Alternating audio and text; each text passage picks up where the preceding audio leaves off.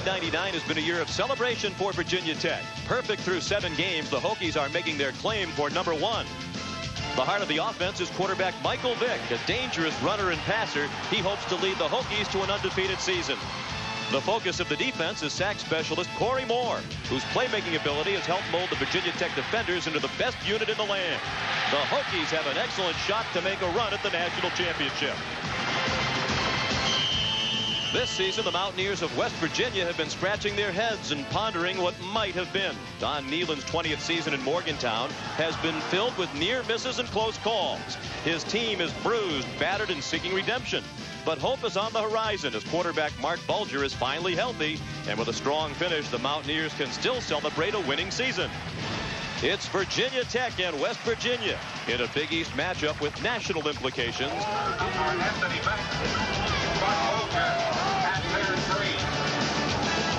And we welcome you inside Mountaineer Field. These two teams have met every year since 1973. Virginia Tech 7-0 this season. The first time they've had that mark since 1967.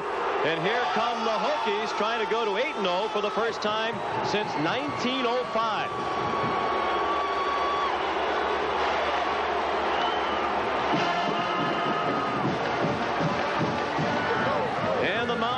Of West Virginia in a rebuilding season at 3-5, but they've had a couple of close calls that could have made that record much more impressive.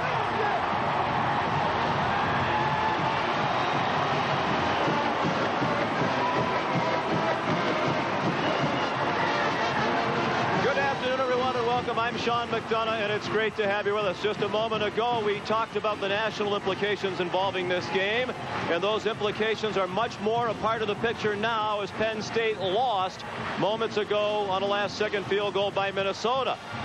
Coming into today's games, Virginia Tech was 3rd in the BCS standings. Of course, this is the formula used to determine which two teams will play for the national championship in the Sugar Bowl.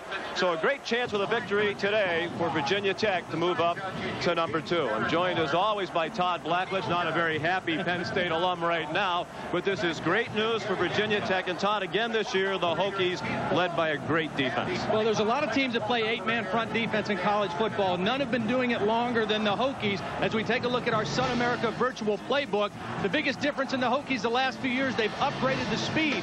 But what they do is they try to show you 8-man in the box all the time, outnumber you. The unique feature of this defense, the rover and the whip linebacker are identical players. They can pressure the line of scrimmage, or because they're defensive back type players, they can drop into coverage. They basically have a nickel defense on the field all the time, so they can pressure the line of scrimmage, play a lot of different coverages. But the difference in the Hokies this year, they've got the offensive thing figured out. And the key to that is redshirt freshman quarterback Michael Vick. Homegrown talent. He's a redshirt freshman, but he sure doesn't play like it. There was never any question about his talent. If you take a look at one play from last week, you can see all the skills he has, the footwork, the quickness to elude the pressure, the poise in the pocket, and then watch this off the back foot, just a flick of the wrist, throwing it downfield. He can run, he can throw extremely well. He struggled in the Clemson game through 3 interceptions. Ever since then, he has played superbly.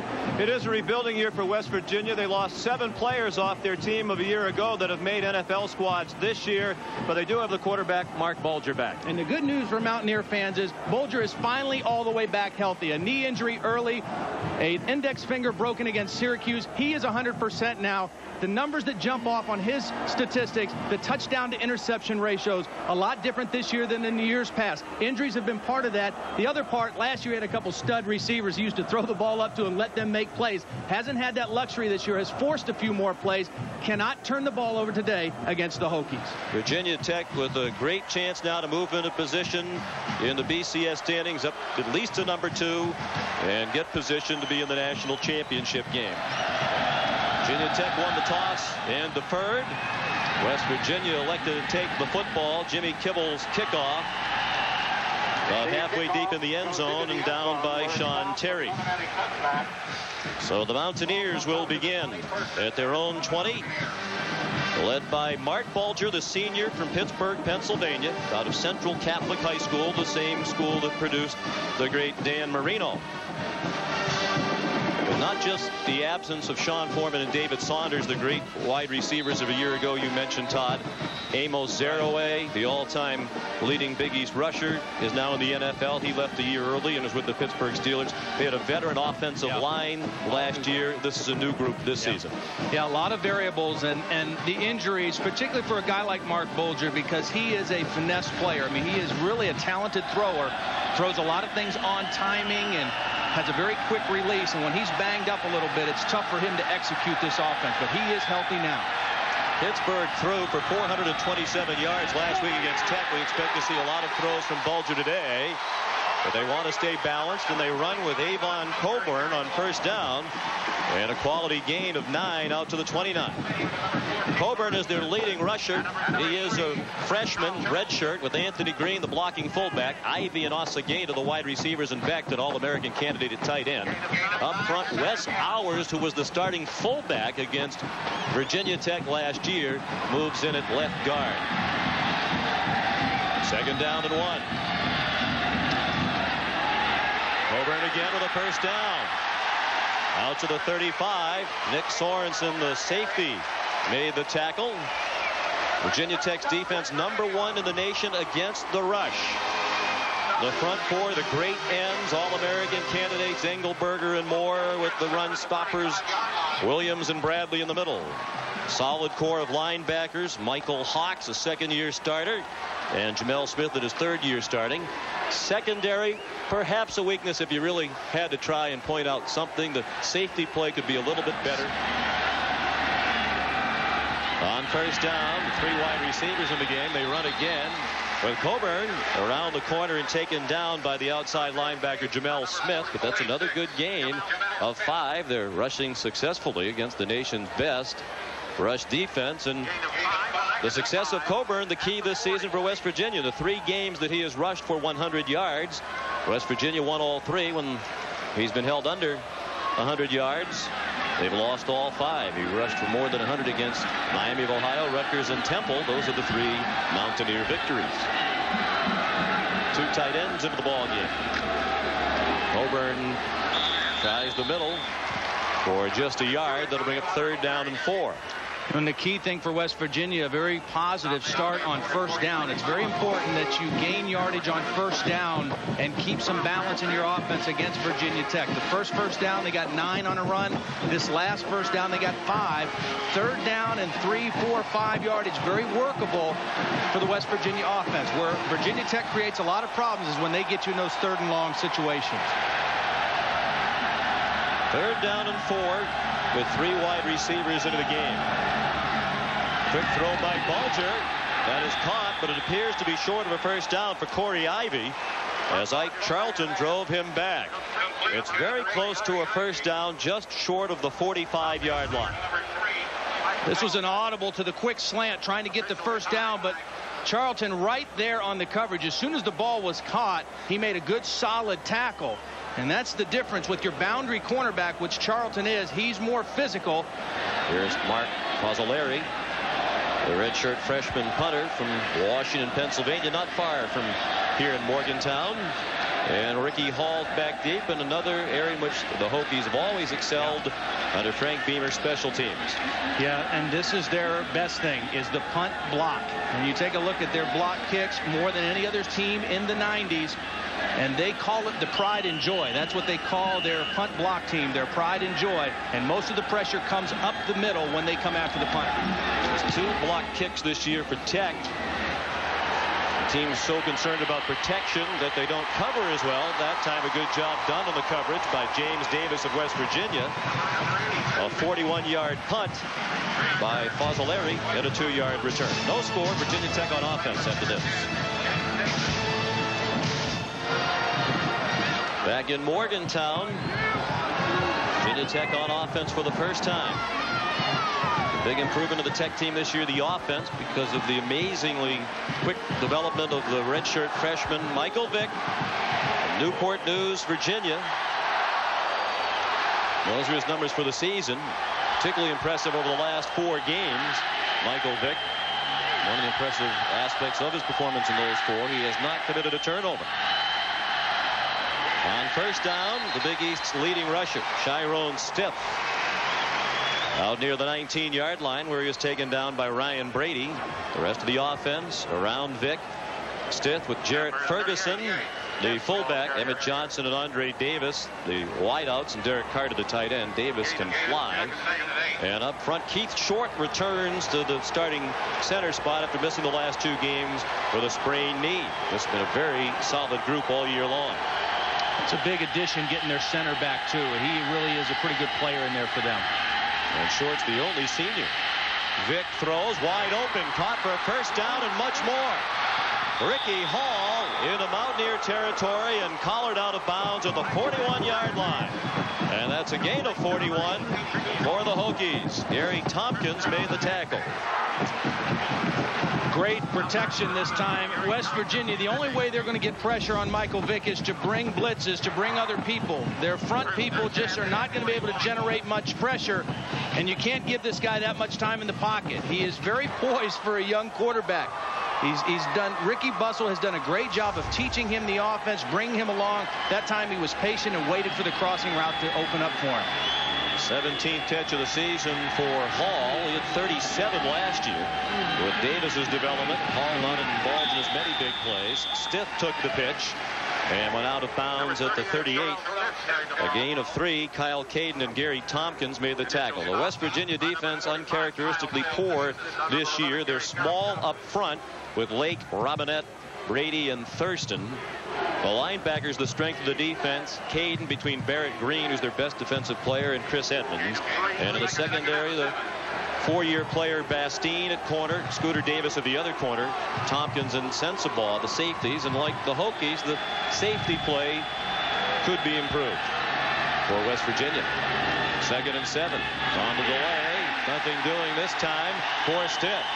Stop for a loss. This West Virginia defense 99th in the country out of 114 teams against the run.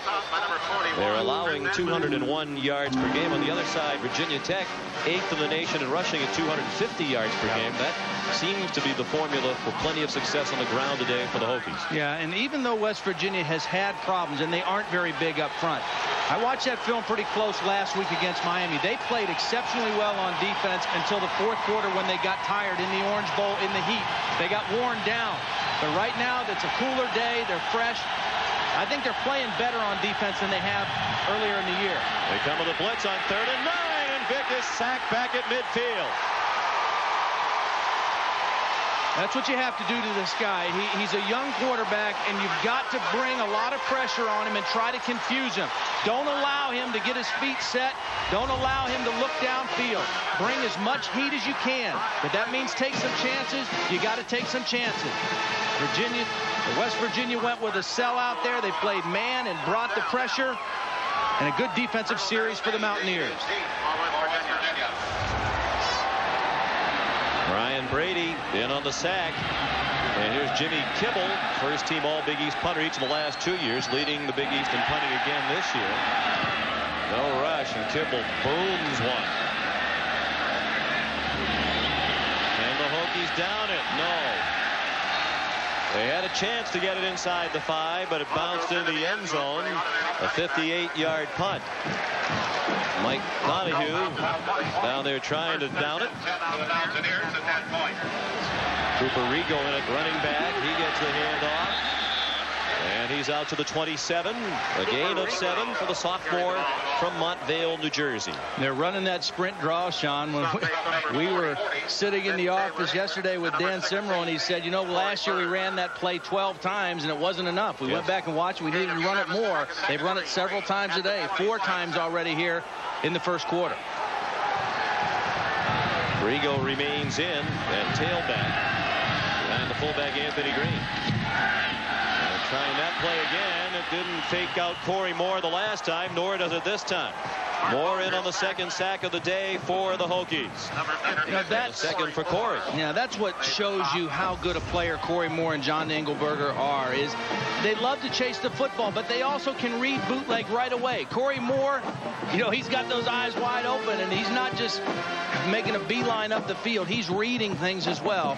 That time did a nice job staying at home for the second time on the bootleg. Nealon says Corey Moore is the most disruptive player in college football, and he's been disrupting Coach Nealon's offense. It was also announced today that he's one of the 4 finalists for the Lombardi Award. Before the snap, the first quarter ended.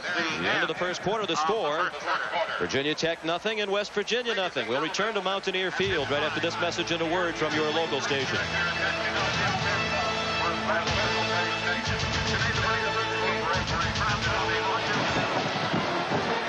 No score as we head to the second quarter. You tuned in late. Penn State a loser day at home on a last-second field goal by Minnesota. Virginia Tech would seem to be very well positioned to move into the top 2 in the BCS standings with a win today. Bulger on 3rd and 17, pitches the ball to Cooper Rigo. He's out to the 21. Then West Virginia will have to punt.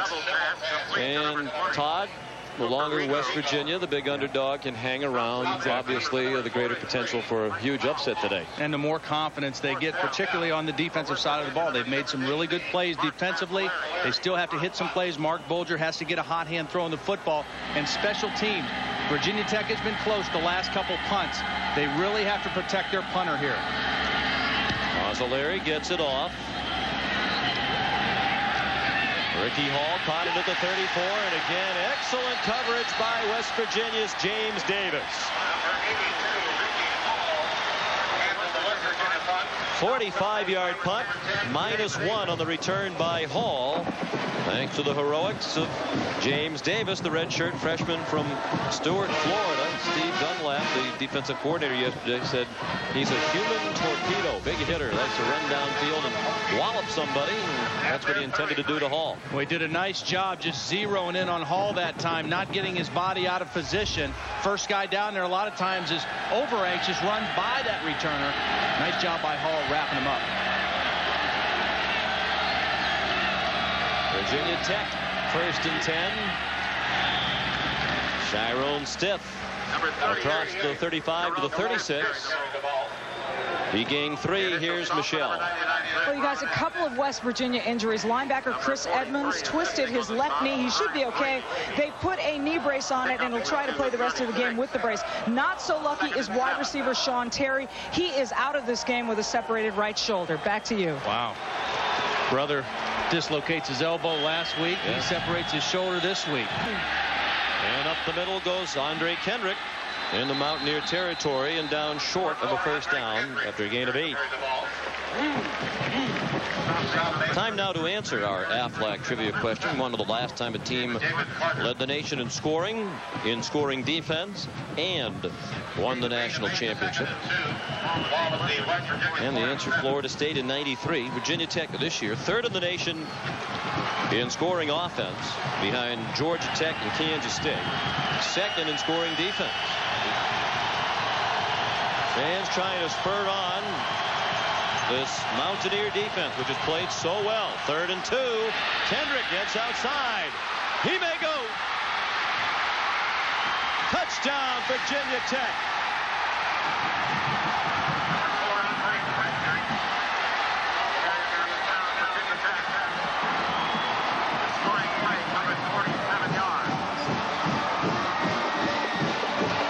You see this so often in short yardage situations. Everybody's committing to the line of scrimmage.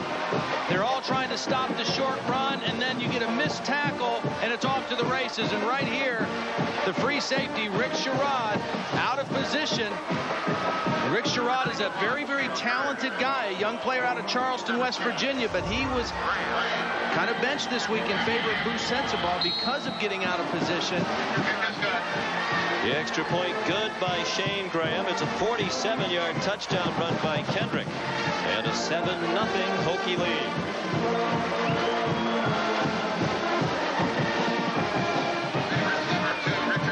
A win by Glenn Mason's team. gives Virginia Tech a chance to move into the top 2 in the BCS standings, and the Hokies have just taken the lead in this one on a 47-yard touchdown run by Andre Kendrick, the junior from Lynchburg, Virginia. They needed just 3 plays after the short punt by Fazzolari on the low snap. Jimmy Kibble will kick off. Richard Bryant back deep with Lewis Daniels. They're without Sean Terry, one of their best return men. It's a popped-up kickoff, and it's going to roll all the way back into the end zone. He throws the ball back, and it is brought into the end zone by Virginia Tech's Lamar Cobb. Lewis Daniels threw the ball from the goal line back to about the 5, and Lamar Cobb ran it in. Just a terrible play by the redshirt freshman who's face down to the turf. He can't believe what he just did. There is a flag down on the play.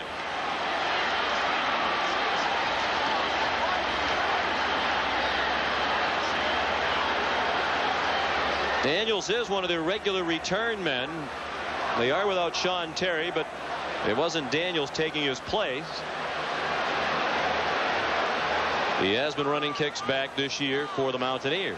Well, it was the placement of the kick that really fooled West Virginia. Kibble normally drives that ball deep, and this was a purposely designed little pooch kickoff, and Daniels should have fielded that on the fly rather than let it bounce, and then just the youthful mistake. Oh, yeah. Lamar Cobb, for the moment, has scored a touchdown, but the officials have thrown a flag. Don Nealon saying he was in the end zone. Illegal forward pass on the receiving team. The penalty been forced half the distance to the goal. First down. And that's a huge break for West Virginia. Now the question is, how can it be half the distance to the goal if he was in the end zone? He was very close to straddling that goal line. Right now they have the ball on the 2-yard line, but boy, was it close to being in the end zone. He does have control of the football. That was my question, whether he had control. Well, we're going to seek out the Big East supervising officials at halftime and try to get enlightened on that play. You heard the explanation from Jim McConaughey. Huge break for the Mountaineers. Wow, and the most relieved man in America right now is Lewis Daniels. Cooper Rigo in a tailback. Bulger's going to throw out of the end zone. He throws incomplete. In the direction of Anthony Beck, who was covered by Ike Charlton. The last time the Mountaineers had the ball, it was at the 5-yard line. And they did move the ball actually across midfield before the pass interference penalty, moved them back into their own end. Bulger's 0 for his last 4. Frank Beamer still trying to figure out what this was all about. One last look at it as you see the ball bouncing to the goal line. He gets possession there, and is the ball across the plane. That's the key. Cooper Rigo takes the dangerous deep handoff and moves out to the 4. Where it'll be 3rd down. And about 7, Nathaniel Williams and Carl Bradley, the defensive tackles, combining on the stop on Rigo, the transfer from Notre Dame. He sat out last year as a transfer. He was the scoring leader in the state of New Jersey as a senior at St. Joseph. Rushed for more than 2,400 yards that year and scored 35 touchdowns, 244 points to lead New Jersey in scoring. He comes out. Coburn's back in, another New Jersey native from Cherry Hill. Play clock at 2. Bulger took the snap out of the gun. He throws incomplete. Looking for Coburn. Ben Taylor, the linebacker, in coverage, and look out for the rush team of Virginia Tech as Fazzolari will have to punt out of the end zone. And as we saw on the last one, it's not just the rush, but it's the threat of the rush. It causes punters to do crazy things, drop snaps, causes centers to make bad snaps, because you're always aware of their ability to come after the punt and make a play. And he did, and it's a shank. But it takes a great bounce past Ricky Hall. He let it roll, and look at this. Wow.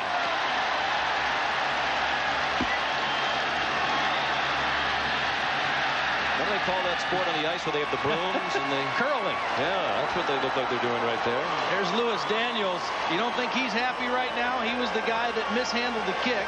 He was also the guy who was late coming on the field while they had 10 men on the field. They had to use the timeout. That finally rolls dead inside the 21-yard line. That is a 78-yard punt. The longest of his career for Fazolari. He's a redshirt freshman in his first year. He won the punting job during the preseason competition. And Frank Beamer elected to take that penalty. They had the ball in the 48. He elected to make him kick it again. He did the right thing. He did. Yeah. Ricky Hall didn't do the right thing. Now Tech has the ball in the 20. Option by Vick. They pitch it to Chiron Stitt. Out of bounds at the 38-yard line. Run out by Kyle Caden. That's 18 yards on the run for Stitt. Virginia Tech doesn't run a ton of option, but they do enough of it that they make you defend it. And Michael Vick is so dangerous running the football, has great speed and strength, and really makes good decisions on that option. But it's just another weapon that they have in their offense. And again, you've always known about their defense and special teams. This year, their offense has kind of completed the picture for the Hokies. On their own 38. Stitt again, this time dropped for a 1-yard loss by Mark Thurston and Ryan Brady.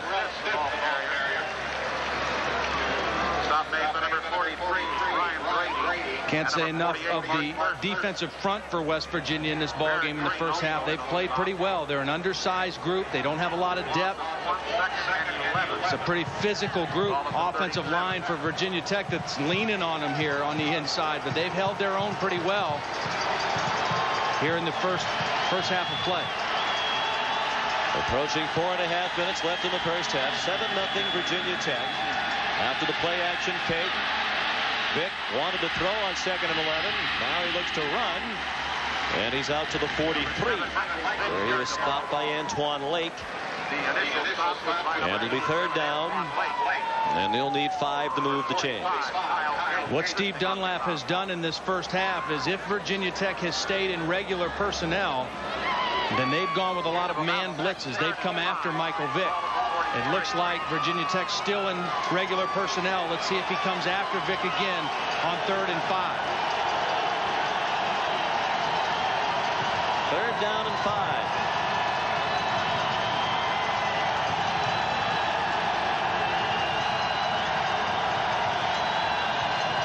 Out of the gun, Vick with a lot of time again. Throws. Incomplete.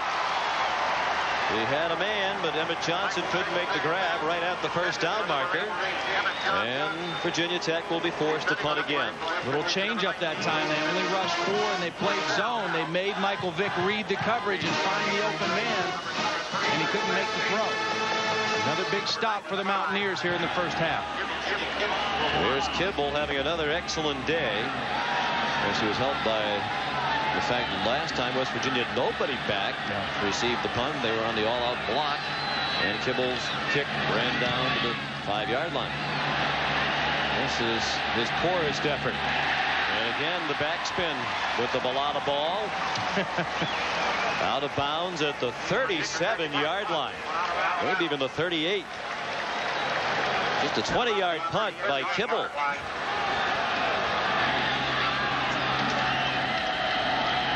Bulger throws, man open, incomplete. Corey Ivy had a step on Roniel Whitaker. Well, we said we'd try to get you some clarification on the very bizarre play on the kickoff, and here's Michelle. Well, we have spoken with John Sophie, Sean. He's the supervisor of the Big East officials. Here's what he said, that Lewis Daniels had possession of the ball and did not break the plane of the goal line. Therefore, it was an illegal forward pass. And once it was an illegal forward pass, it was dead. Had he broken the plane of the goal line, it would have been a safety, but he didn't. That's the explanation we've gotten. Back to you.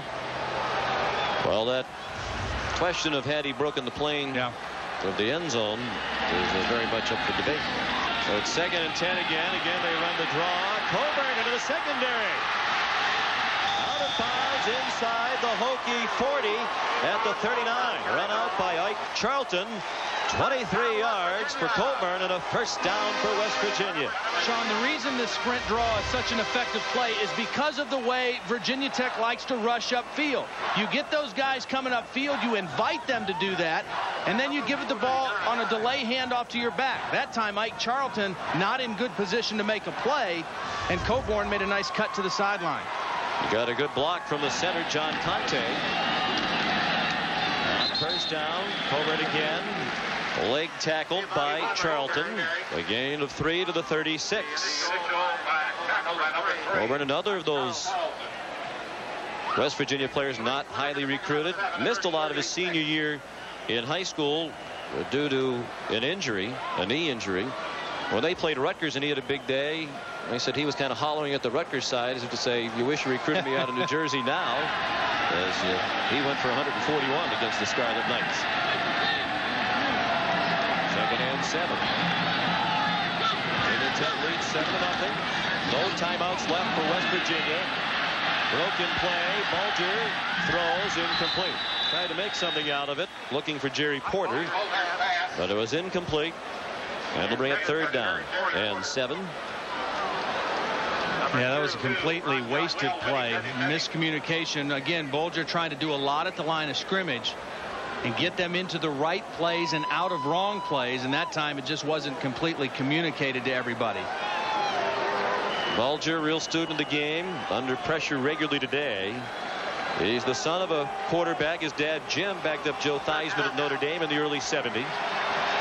A very athletic family. His sister Katie, a senior in high school at Oakland Catholic in the Pittsburgh area, is already committed to play basketball here at West Virginia next year. He throws, caught. Very close to a first down at the 30. It looks like Corey Ivy is just a little bit short, although the official running in from the far side is going to give him a better spot near the 29. Nick Sorensen made the hit that might have prevented the first down. Well, I thought his forward progress would have got him the first down. It's a nice throw on the quick slant. Good tackle by Sorensen and knocks him back, but this is a critical series for Mark Bulger in West Virginia. They've been able to kind of put that bad thing that happened to him with the penalty and the bad kick and the touchdown. They've got momentum again. They need to score some points. Coburn, nifty cut. And he got belted just shy of the 25. Michael Hawks and Corey Bird combining on the step. 2nd and 6. Coburn finds a hole and rips through the defense down to the 10. Nick Sorensen prevented a touchdown. Coburn spotted down at the 9 after a run of 16. To give credit to this West Virginia offensive line, these guys are doing a nice job in here, opening up some lanes for Coburn. Watch the cutback, the good vision. As he sees it right here, watch him slip through this seam. Nice job, ran right by Nathaniel Williams. And West Virginia in business. Remember, they have no timeouts, so they've got to be really efficient with the clock right here with 1:20 left in the first half. From the 9, first and goal. 1:15 left in the half. Coburn reverses his field and goes down near the 5. He's over 100 yards rushing now. We showed you the graphic earlier. The 3 games he's rushed for 100 this year, West Virginia has won all 3. The 5 times he has not reached 100, they've lost all 5. That's been the barometer. Hurry up offense for Mark Bulger. No timeouts. They got to kill the clock with the spike. Oh, my goodness. They didn't need that, did they? 52 seconds left. That's still enough time. You don't have to go to the spike and give up a play. Now, you'd have thought they could got a play called in there at the line of scrimmage if you're in a hurry-up mode. That's just, wow. You don't need to be in that big a hurry with 52 seconds to go. Ron Newman talking about all the little things, the close calls, the missed tackles, the drop balls, the untimely penalties, and we've seen a few of those, even though they're hanging in there today. Bulger to the end zone, caught, touchdown, Corey Ivy.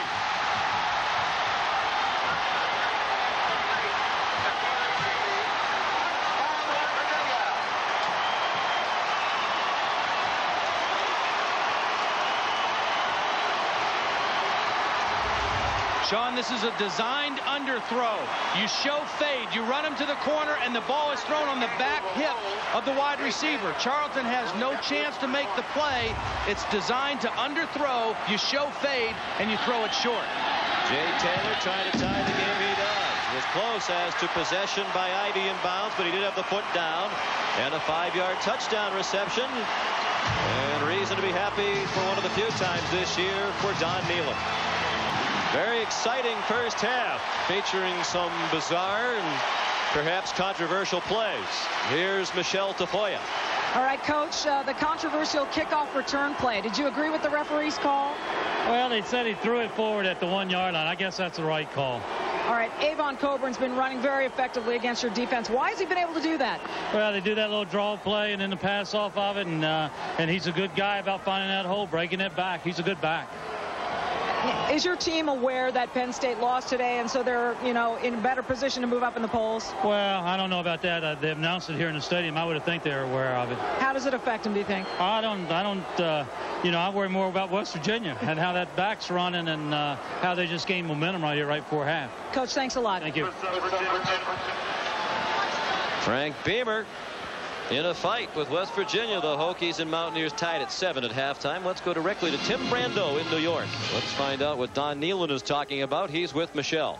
That's right, and Virginia Tech averages 42 points a game. Your defense has held them to 7 in the first half. What have you done that's so effective?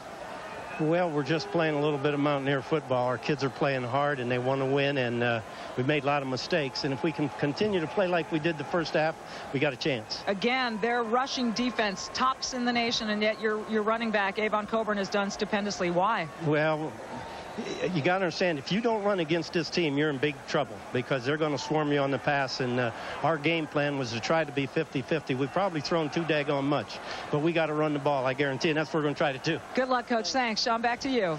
Okay. They did have a very nice mix of run and pass in the first half. 7-7 at halftime. Back with the second half kickoff after this. West Virginia and Virginia Tech tied at 7, ready for the start of the third quarter, and Jay Taylor will kick off for the Mountaineers. Chiron Stiff is back deep, along with Cullen Hawkins. Virginia Tech comes in ranked number 3 in the nation, its highest ranking ever. The chance to move up to number 2 with Penn State's loss at home against Minnesota today. An unexpectedly tough battle. Unexpected to many, but not to these two teams. It's been a spirited rivalry over the years, regardless of the records. But it was Virginia Tech, Todd, the big favorite coming into today's game. What do the Hokies have to do to get rolling? Well, I think defensively, they've got to stop the run a little bit better. I mean, that's been their forte all season. Offensively, and they've got the ball right now, they've got to get their young quarterback into a little better rhythm. He was 2 of 11 in the first half, and they've got to get the football to Andre Davis. He has been their big play guy all season. He was shut out in that first half, not a single catch. From the 20 after the touchback. First and 10 for the Hokies. They open in the eye. And the pass complete to Ricky Hall, but he's upended by the rapidly closing Scooter Davis.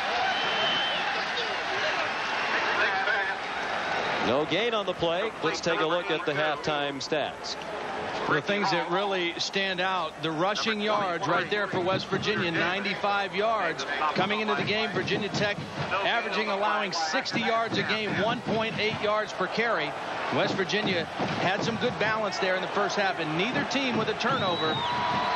That could be critical in the second half as well. And the West Virginia coaches said that yesterday. Absolutely vital they stay away from turnovers. They committed 5 in the narrow loss to Miami last week.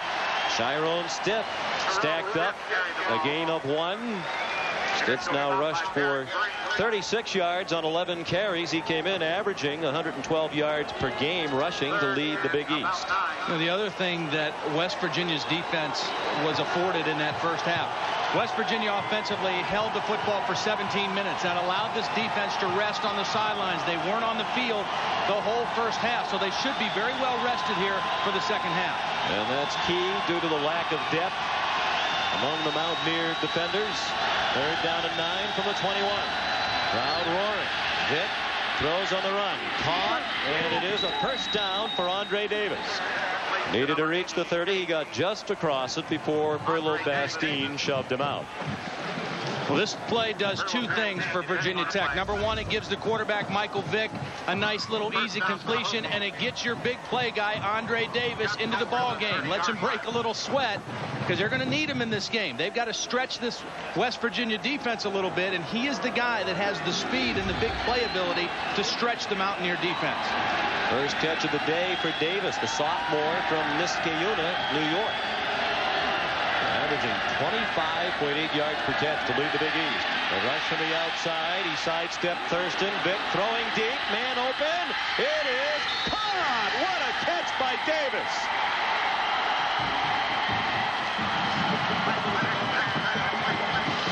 Sean, just what I thought coming out of the locker room. He has been your big play guy. You've got to find a way to get him the football, get him involved. They got it to him on a short pass, and now they get it to him on his specialty, running deep routes down the field, using that speed. Michael Vick lays it up and says, big fella, go and make a play for me. It's good coverage by Bastine, but the quarterback gave his receiver a chance, and Michael Vick, much needed confidence coming out of the box here in the third quarter. 57-yard gain. We talked about Davis leading the Big East in average per catch, and he'll help the average. His 5th catch this year of 50 yards or more. He has just 23 receptions. Steph gets inside the 10, and then he's sent down to the turf at the 9-yard line. Barrett Green with help from Mark Thurston.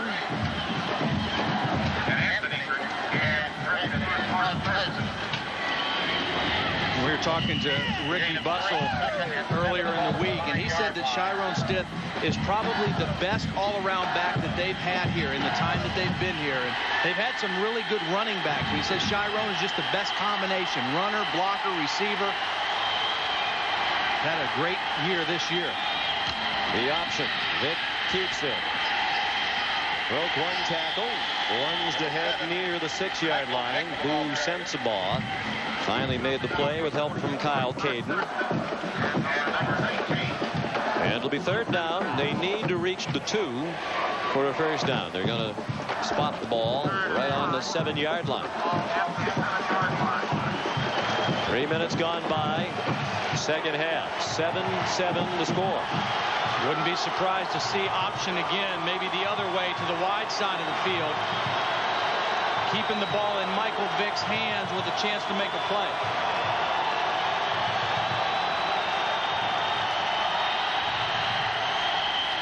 The blitz. They run the fullback. Wayne Briggs. Go check that. Jarrett Ferguson with his rush down to the 3-yard line, short of a first down. So a decision for Frank Beamer. He wants to know how far they have to go before he decides on the field goal. And the way this game's going, I think he's wise to take the points. On the road, your team is, you know, you're playing an underdog team right now that is really playing lights out. Take the points, take the lead. So here's Shane Graham trying a 20-yard field goal, the equivalent of an extra point, although it's close to the right hash mark. Graham, one of the best in the nation, the senior from Dublin, Virginia, puts the Hokies back on top. 10-7, Virginia Tech early in the third quarter in Morgantown. Virginia Tech scores on its first possession of the second half. An 8-play, 77-yard drive. The big play, the 57-yard completion. Vick to Andre Davis. And the field goal by Graham put the Hokies back on top. So now Jimmy Kimmel will kick off. Richard Bryant back deep with Lewis Daniels. Daniels is back there again, despite the problems he had on the kickoff in the first half. This one's going to come down to Bryant, taking the place of Sean Terry, out for the game with an injury. And I think Richard says Sean Terry can keep that job if he'd like, after the hit he took from Philip Hicks. Just a 12-yard return. Here's Michelle. Well, you guys, Mark Bulger bruised his right thumb in the first half. That's the thumb on his throwing hand, where he also had that bad index finger. Right now, he's getting that hand iced. And as far as we know, he is out of this ball game, and Brad Lewis will come in as the backup for West Virginia. Back up to you. Wow. Another season-long string of tough breaks for West Virginia. What a place to begin. For the third time in this game, West Virginia starts from inside its own 5. They started the 5, the 3, and the 1. From the 3, Coburn gets 1. Out to the 4, Chad Beasley made the tackle. This is the scoring summary. It was a scoreless first quarter. In the second, on 3rd down and 2, Andre Kendrick found his own sideline to make it 7-0 Virginia Tech. On 3rd and goal, West Virginia scored a 5-yard touchdown. Bulger to Corey Ivy. And then in the 3rd quarter, after the first possession of the half for Virginia Tech, Shane Graham's short field goal put the Hokies back on top. We're approaching 1 minute left in the 3rd. 2nd and 9 for West Virginia. Lewis going to throw out of his own end zone. Gets rid of it. Incomplete. And they do throw the flag. That's going to be grounding in his own end zone. And it'll be a safety if that's the call. Intended for Jerry Porter.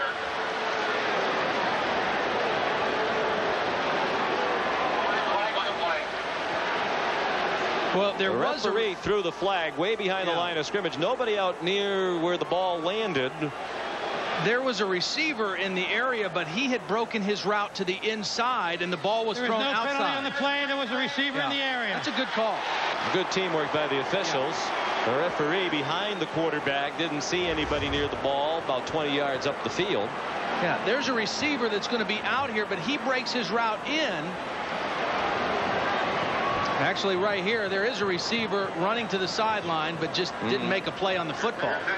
That's close. Frank Beamer doesn't like it. And each coach has had reason to exercise his vocal cords in the direction of the officials today. Seems like those breaks have evened out. Yeah. 3rd down and 9. Again out of his own end zone. He was stripped. This will be a safety. Chris Cyrus knocked the ball out. Lewis got it back in the end zone, and the Hokies get the safety and a 12-7 lead. Well, they consider Chris Cyrus to be a 3rd starter. He plays behind Corey Moore, who was out got kicked in the shin on that series before. And Cyrus, they consider him to be like a starter. Watch him come in and get his hand on the football, a la Lawrence Taylor, and force the safety. We talked about the depth that they have at the defensive line position. They keep them fresh. They keep fresh legs in the ball game. Brad Lewis, new quarterback in the game, didn't protect the football, and 2 points for the Hokies. And the Hokies, when they get you in a situation like this, they smell blood. The special teams set them up. They pinned them down deep, and they made it pay off here with the safety. Free kick from the 20-yard line. They elect to put the ball on the tee and have Jay Taylor kick it off. Chiron Stith, the deepest Hokie, at his own 15.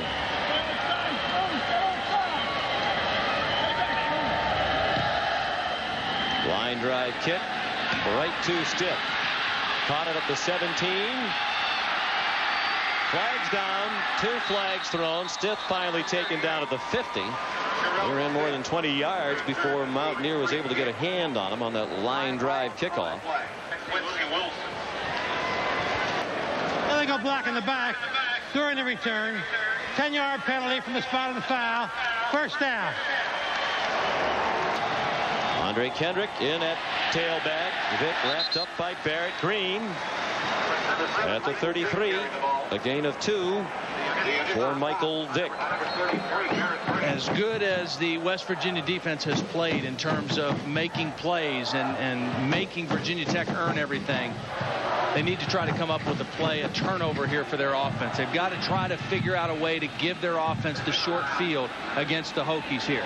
Richard Bryant has come in to play the corner. Let's see if Ricky Bussell doesn't try to go right after Bryant here right away. Vick looking in that direction. He is going after Bryant and has a man wide open. Dropped. Andre Davis got his hands on it and couldn't haul it in. He had to lay out for it. And he ran by Richard Bryant with ease. I mean, we talked about the quarterback getting used to the speed of the game. Well, Richard Bryant has to get used to the speed of the game coming off the sideline cold. There's no way that he can be loose or ready to play. And Andre Davis just ran right by him, and it's a great throw by Michael Vick. He's made those plays this year. Doesn't come down with this one. And that was also just about as much use of the hands by Davis that we saw Corey Ivy of West Virginia flag for in the first half. A big call. Offensive pass interference. Bryant's out of the ball game. 3rd Third down and 8. Here comes the blitz. Vick gets rid of it, but it's incomplete. Bounced in to Ricky Hall. And Jimmy Kibble will come on the punt with 5 seconds left in the third quarter. Good pressure again by West Virginia. Steve Dunlap called the blitz on the inside. It forced a quick throw and a good call. It did, in fact, bounce up into Ricky Hall. Here's Jimmy Kibble. They came close once in the first half. Bastine caught it at the 30. And he is spun down to the 32, a 32-yard punt and a 2-yard return. And that is finally the end of the third quarter with the score. Virginia Tech 12 and West Virginia 7. We'll return to Mountaineer Field right after this message and a word from your local station. Virginia Tech and West Virginia head to the fourth quarter in Morgantown with the third-ranked team in the nation leading by 5. And West Virginia begins this possession from its own 32, 1st and 10. Brad Lewis still at quarterback. And the star of the offense has been Avon Coburn today. And since Lewis came into the ballgame, a very conservative, close to the vest attack for West Virginia. But they're still in the game. Well, and I think they had to let him get a feel for the game and a feel for the speed of the game. He should have that now, and he's going to have to make some plays. You know, Dan Simmerl told us when we met with him, he didn't know he had a backup quarterback until Lewis came in and played against Syracuse. But he played very well. Now he knows he's got a backup. Right now, Brad Lewis is a starting quarterback. And he'll compete for the starting job next year. Nice pass there to Jerry Porter. First down, out to the 49-yard line. They do have a couple of freshmen redshirting this year who'll compete for the job next year, and they have a JC quarterback coming in as well. Lewis took a pop from Corey Moore, but got the throw off to Porter. The senior from Washington, D.C., Jerry Porter's played all over the football field in his career here in Morgantown. Has played wide receiver, was the starting safety last year, has played quarterback, and is now back at wide receiver. He's got a lot of skills. I mean, he's a guy who can make plays for you if you get the ball in his hands. 42-inch vertical leap at 6'3".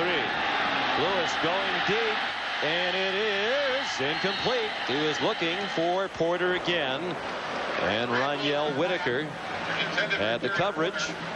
Earlier in the season, Porter was still on defense, playing safety, where he started last year, and he scored a touchdown defensively against Miami of Ohio. Ran an interception back, 68 yards for a touchdown.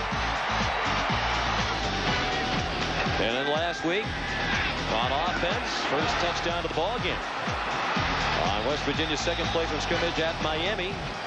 That was a 43-yarder. So he scored on both sides of the ball this year. He's also 1 for 2 passing this season. 2nd and 10. Incomplete pass thrown by Lewis, looking for Ivy. Charlton had the coverage. Here's Michelle. Well, you guys, a lot of celebration on the Virginia Tech bench after the safety that put the Hokies up by 5. Defensive line coach Charlie Wiles had to settle his team down, remind his players that this game is far from over, and now is the time to put a glove on the Mountaineers, as he said. Back to you. Well, Charlie knows that 12-7 you're winning, but a touchdown and you're behind again. So a lot of football left to be played for the Hokie defense. 4 wide receivers. They've gotten a bit more frisky now with Lewis at the helm with the good field position. Throwing on 1st and 2nd down. Blitz off the corner, and the pass incomplete. Intended for Antonio Brown, off his hand into the turf. As Corey Bird, the safety, blitzing off the edge. 34 yards passing for Lewis. They had 93 before Bulger left with the injured thumb. Must be devastating for Bulger, winding toward the end of his career, the all-time passing leader. He's the record holder in 25 different categories here at West Virginia. Booming punt by Fazzolari. Hall, airborne. And lucky that he didn't really get drilled in midair. A 56-yard punt. And a 10-yard return. Brian Lorenz made the tackle. 6 sacks today, 9 sacks last Saturday night over Pittsburgh. 43 now for the season to lead the Big East Conference. Can we talked about the depth that they have on their defensive line and how they're able to keep fresh bodies in there that can continually chase the quarterback and chase the football. It's a huge advantage for the Hokie defense. First and 10 with Andre Kendrick, the tailback. And he takes the toss from Vick. And drives out to the 43. Barry Tompkins took him down. Second down and 9. 5.5 minutes left. Vick, a lot of time again. Going deep again. And it is caught this time by Andre Davis at the 6-yard line.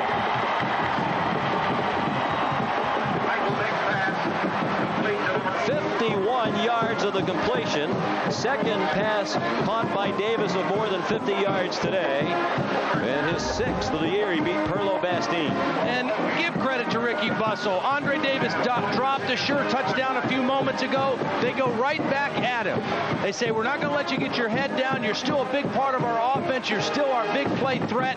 We'll come right back to you with the football. And this time he locks it up.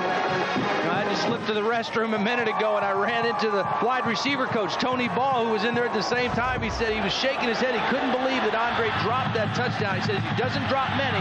Well, he didn't drop that one. Kendrick moved out of the backfield. Stiff moves into the end zone. Touchdown, Virginia Tech. And they'll go for 2.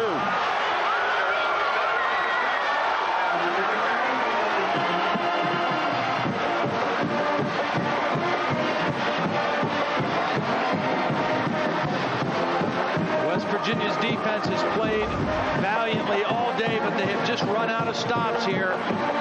Physical, give to the tailback, good blocking up front by Virginia Tech. Sean, I think one of the best things about Virginia Tech is I've watched them over the last couple years is their strength and conditioning program. We saw the Iron Hokie contest. Mike Gentry is their strength and conditioning coach, and I think this is a team that really puts a lot of emphasis, does a great job with the speed work and the strength work and the power work. They're a physical football team that wears people out in the fourth quarter. Now they're going to kick it. And Shane Graham adds the extra point. Kick is good. 19-7. And 93 straight PATs made by Shane Graham. Jimmy Kibble will kick off. Virginia Tech with its largest lead now, 19-7. Just under 5 minutes left.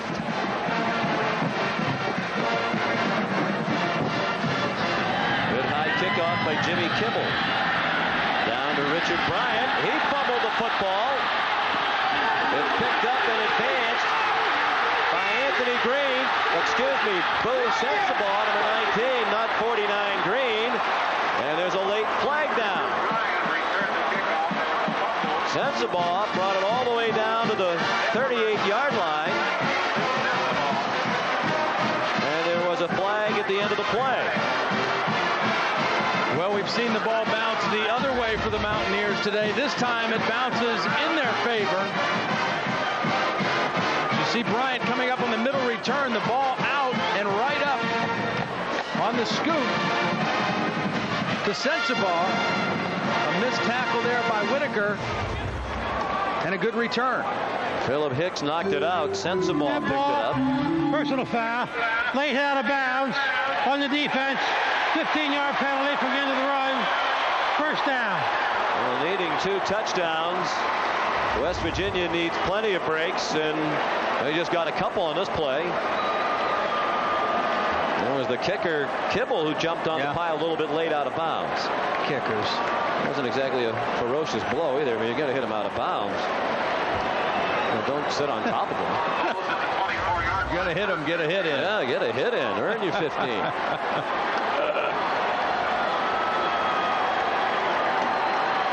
Well, for Brad Lewis right now, 4:43, you said it, they need 2 touchdowns, so he's got to be thinking, hurry up here. They need a quick score and then a defensive stop. They can't allow too much time to run off the clock. They got to try to get a quick score here to get to 19-14. And the Virginia Tech 24, the quick slant, catch made. Ivy escaped and got close to the first down of the 14-yard line. They might stop the clock to measure it.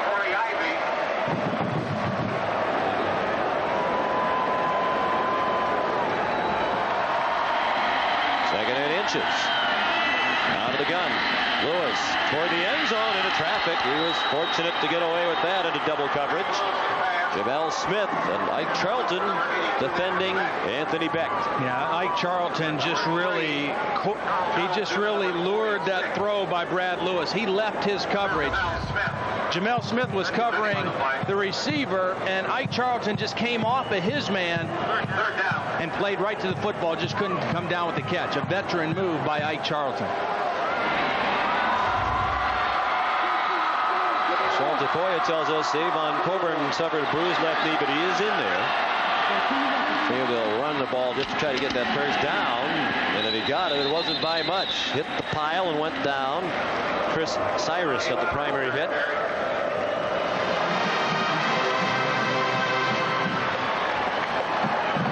I'd look to try to get the ball to Jerry Porter again here. He's a big target at 6'3", 215 pounds. Try to let him go up and make a play for you. Try to make a big play, big catch on the football.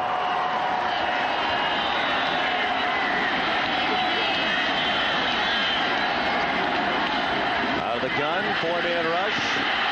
Lewis taken down. Both ends got him that time. Corey Moore and John Engelberger. Might be a slight gain on the play. Stop was made by number 96. Corey Moore, just, you know, when he gets it going, he can really put some problems on your team. Here they got two guys working on him, the fullback and the tackle, but he chases the play down. That 4.38 speed shows you he can do a lot of things chasing the football. 2nd and 9. Again, just a 4-man rush. Lewis throws off the hands of his intended target, Anthony Beck. We laid out for it, but couldn't take it in. Beck playing with a sore foot.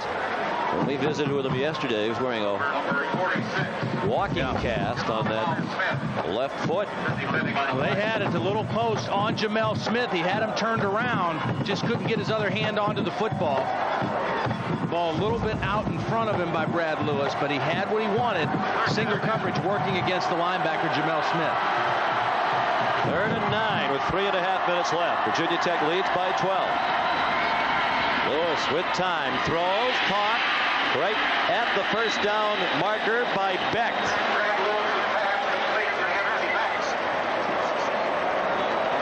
He was in a crowd surrounded by Michael Hawks and Jamel Smith. And it'll be 4th down if he didn't make it. Well, 2nd down, here he is again, Beck. 2nd down, they ran the post. This time they ran the hook. Jamel Smith still in coverage. Out of position both times. That was a good throw by Brad Lewis. Get it to the tight end quick. Let him try to fight for the first down. Gives him plenty of time to call plays in the huddle and get up and not burn much time off the clock. Two tight ends in the game. Coburn the lone back on 1st and goal from the 4. The fade thrown by Lewis. It is caught. Touchdown, West Virginia. Jerry Porter.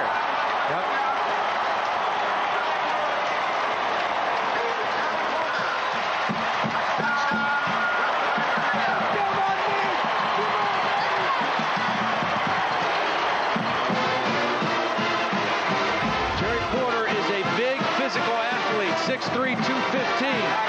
He's got a 42-inch vertical jump. This is a high percentage play. Throw it up, let him go up and make a play. It's a perfect throw by Brad Lewis. You've got the mismatch out there, and they get the touchdown. The extra point good from Jay Taylor. Well, the Mountaineers have had poor field position so many times today. A great field position after the break on the fumbled kickoff that was advanced, and then the personal foul penalty. Needed 7 plays to go the 24 yards for this touchdown. Great throw by Taylor. Great catch by Porter. He's got the big hands, and Don Nehlen knows his team right back in it. 3 minutes and 15 seconds left in the ball game. And the Mountaineers really don't even need to be thinking onside kick here. They can kick the ball deep and hope their defense can come up with one more stop, and they've got 2 timeouts to use to stop the clock if they have to. You know what you may want to try to do here, if they continue to stay in this alignment, is try the same kind of pooch kickoff that Virginia Tech used, where you kick it maybe 30 yards down the field. They've only got one deep guy right now who's going to have to cover a lot of ground. after you kick it over the initial two lines of Tech receivers here. Jay Taylor is the kickoff man. 3:15 remaining and 2 timeouts. And so he will kick it deep. And a good kickoff. Stitt downs it.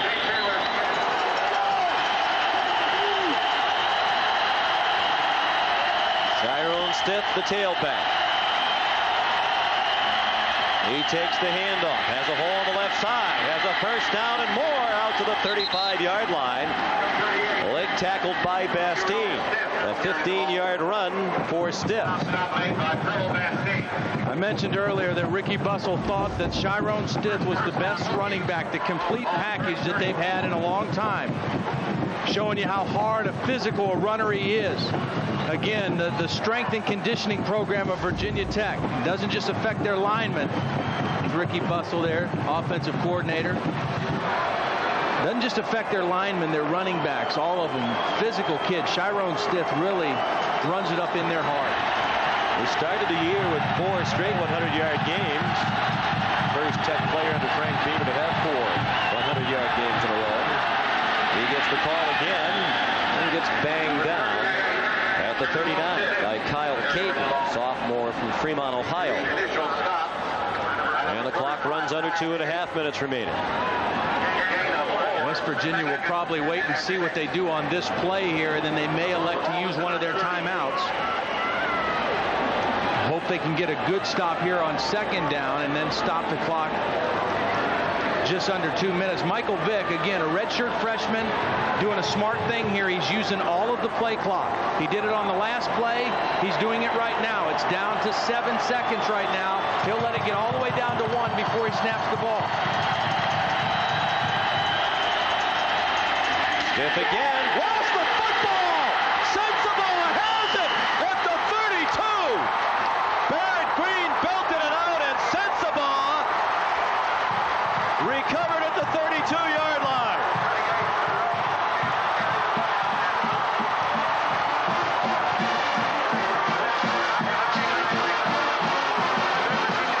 Don Nealon says Barrett Green has been his best defender all season. He couldn't have made a bigger play at a bigger time for the Mountaineers. Watch this explosive tackle. Really lays it to Tyrone Stitt. The ball pops up in the air, and Sensible for the second time in a row corrals a loose football. Don Nealon knows it's paid off. We got the football back. We got 1:45 and 2 timeouts to win the football game. And Virginia Tech cannot stop the clock. Avon Coburn is the tailback. Lewis comes out throwing. Zips one. What a catch by Vick! All out at the 15-yard line. 17 yards on the game. Another nice connection from Lewis to Beck. Great extended catch by Beck. Giving up the body for the catch.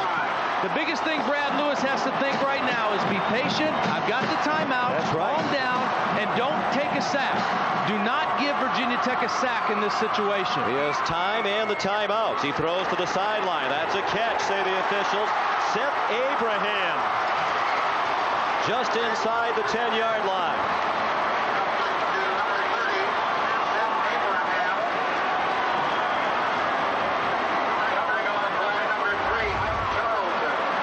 Again, another nice throw by Lewis. The feet clearly in.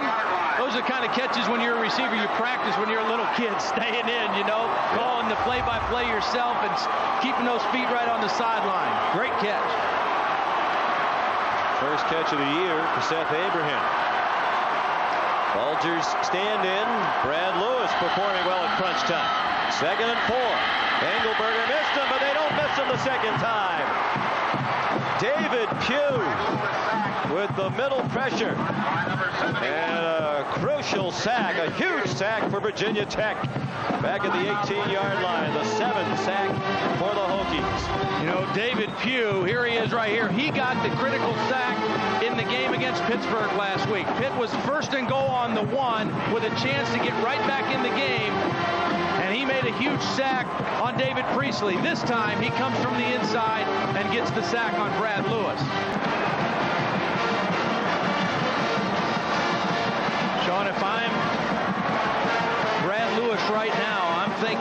the best matchup I probably have out here is trying to find my tight end, Anthony Beck, again. If he gets matched up on a linebacker in the middle of the field, I can maybe get him for a touchdown. Or, again, Jerry Porter with his physical abilities as an athlete to go up and make a play. From the 18, 3rd and 13. In 4-down territory. Lewis throws. It is caught. Touchdown! Corey Ivy!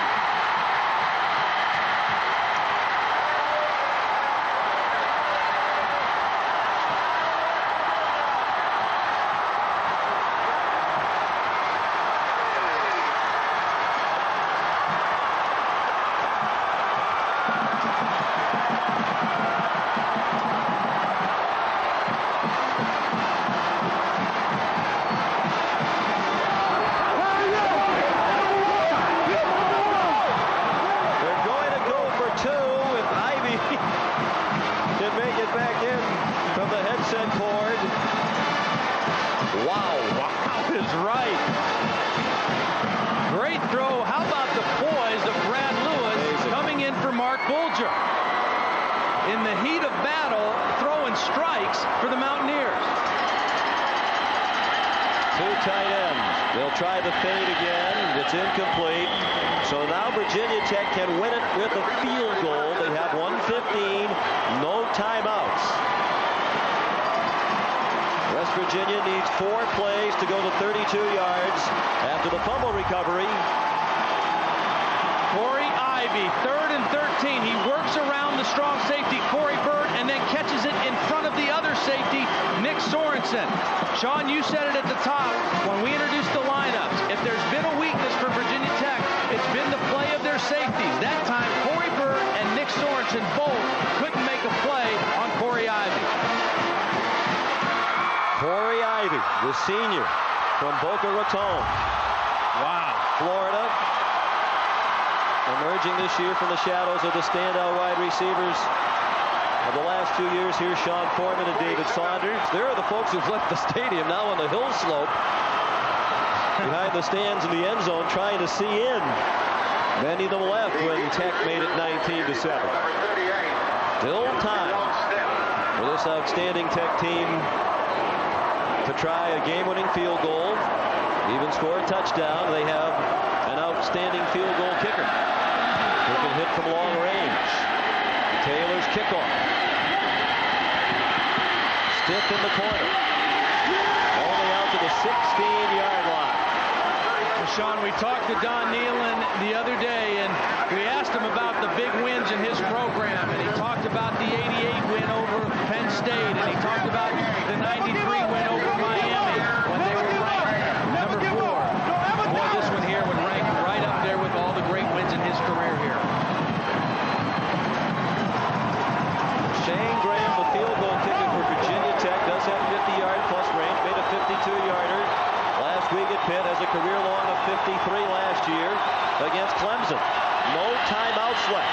Vick throws it too hard. Intended for Andre Davis. He's the speedy guy. You would think might be going deep in this instance. They had him underneath trying for the run and catch. He's the guy that can split this defense. And Michael Vick now his biggest test of his young career right now. 1:06 left in the ball game, no timeout. He's got to hit a couple big plays down the field. Virginia Tech trying to keep its national title hopes alive. There's a start. Drell Parham with his first catch of the day. The redshirt freshman from Bartow, Florida, gets them out to the 29. Penn State lost today. They were number 2 in the BCS standings. Virginia Tech had the opportunity, it seemed, to move up. They certainly cannot afford a loss with an eye toward the national title. That strength of schedule factored in. Vick on the roll, throws toward the middle. It is caught short of the first down and inbounds. Ricky Hall driven back by Gary Tompkins. He came up a yard short of the first down, and the clock runs to 45 seconds. Yeah, you got to do something to kill the clock here. You just take the ball and throw it or call your play, but don't waste too much time. Michael Vick wasting too much time right now. They're about 25 yards away from a makeable field goal try for Graham. Vick on the roll. He's across the line of scrimmage. Up the sideline. Very close to field goal range. Out of bounds at the 36. From here, it would be a 53-yard field goal. And Graham has made one from that distance in his career. He made a 52-yarder last week against Pitt, and I was watching him warming up before the game, going in this direction. He was trying long-distance field goals. Felt very comfortable kicking this way on the field. Now Virginia Tech has to be so careful about being tackled in bounds and what they do if that happens. They can't waste much time. Vick throws. Is that a catch? The officials look at each other. It is caught by Ricky Hall. But he's short of the first down and the clock is running. They got to spike the ball and try the field goal right here. They spike it. And here comes Shane Graham, the senior from Dublin, Virginia. 3 times first team All-Big East. Number 91. One of the great kickers in Virginia Tech history, one of the best in the country. And this is going to be a try of 44 yards from the right hash mark, and the Mountaineers will call a timeout. What a big scramble by Michael Vick on the play up the sideline to get them into the field goal territory. You know, we thought he was wasting too much time on with the clock running, getting his team set, and then he made the huge play scrambling out of the pocket. The clock running, he can't find anybody open, and then just the athletic ability of Michael Vick. A tired West Virginia defense, he gets around the perimeter, and then instead of running out of bounds, goes right up the sideline and adds about 15, 20 yards to this run. Great effort by Michael Vick. Shane Graham, the kicker, 10 out of 13 in field goals this year, 3 of 4 from between 40 and 49 yards. This will be a 44-yard try. He's the all-time leading scorer in the history of the Big East. And when we talked with Frank Beamer, he said Shane Graham has made every big kick we've ever asked him to make. Here's the biggest. To keep their national title hopes alive from 44 yards. It's long enough. It is right down the middle. Good for Shane Graham. There's still time in Blacksburg.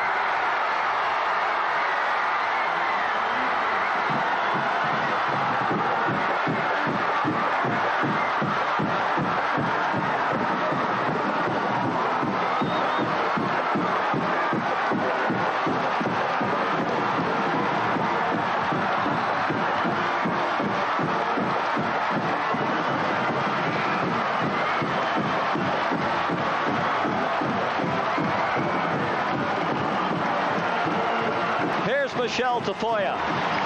Frank Beamer, please describe to me the roller coaster of emotions you've gone through in the last 15 minutes or so. Was there some big plays or what? We knocked the ball loose on the kickoff. It bounces right to them. We get down here, and then they score and come back and fumble. Just a lot of big plays. Thank goodness we got some guys that hung in there. Michael Vick makes a great play over there to get the ball down there in field goal range. Shane Graham hits a great field goal. But this game has to have surprised you. I mean, West Virginia hasn't played like this all season, and maybe you guys haven't either. Well, they had Miami. They were up on Miami last week. I'm telling you, they're playing better right now than they have all year. And Don Nehlen's going to do that. I'm going to tell you. The guy will have his team. They'll keep getting better as the season goes along, and that's what this team's doing. You know, I know you've been coaching for a number of years, but as your field goal kicker took the field and was ready to make that game-winning field goal, were you breathing at all? I was praying. I'll be quite honest with you. I just said a little prayer. Well, it came true. Congratulations. Thank you all so much. All right. Sean, back to you.